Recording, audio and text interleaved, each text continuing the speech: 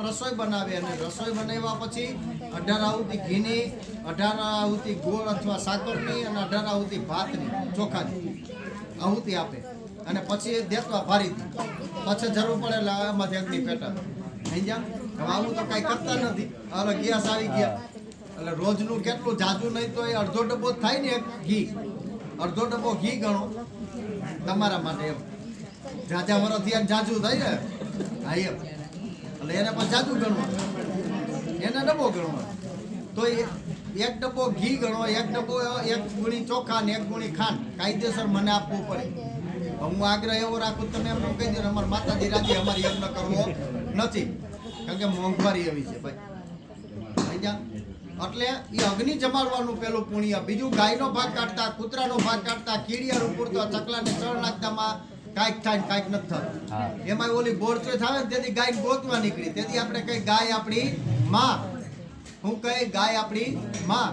અને બાકી 364 દિવસ સુધી આપણે ગાયને એઠવાડ સિવાય કાંઈ ન આપે અને પછી આપણે માં કહી દો માને એઠવાડ દેવાય. કાંઈક ખરાબ હોય કે ગાયને દઈ દેજો. હે આપણી મેન્ટાલિટી, આપણે મગજ કેવો હાલે તમે જુઓ. ગાય અને આપણે માં કહી છીએ તો એને પૂજનીય છે. ને બોરચોદ નથી પછી ઓલાઈ કે ડેલામાં પૂર દે, બહાર ન નીકળવા દે.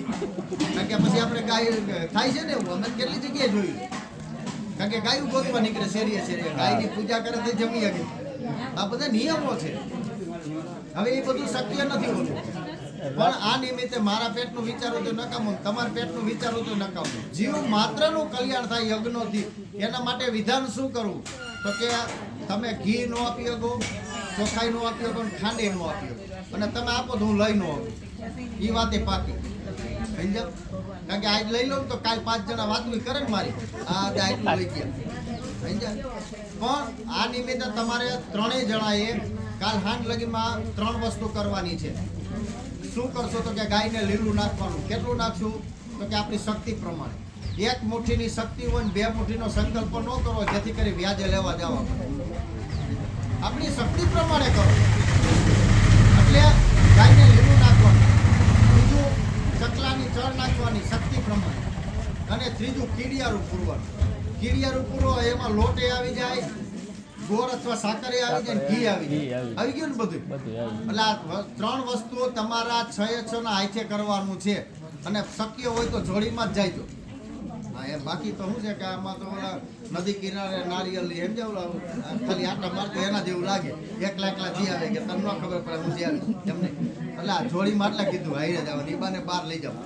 એટલે આ વસ્તુ કરજો. આપણો યજ્ઞમાં કાયદેસર નિયમ પ્રમાણે સંકલ્પ આવે એટલે મારે તમને સંકલ્પ કરાવવો.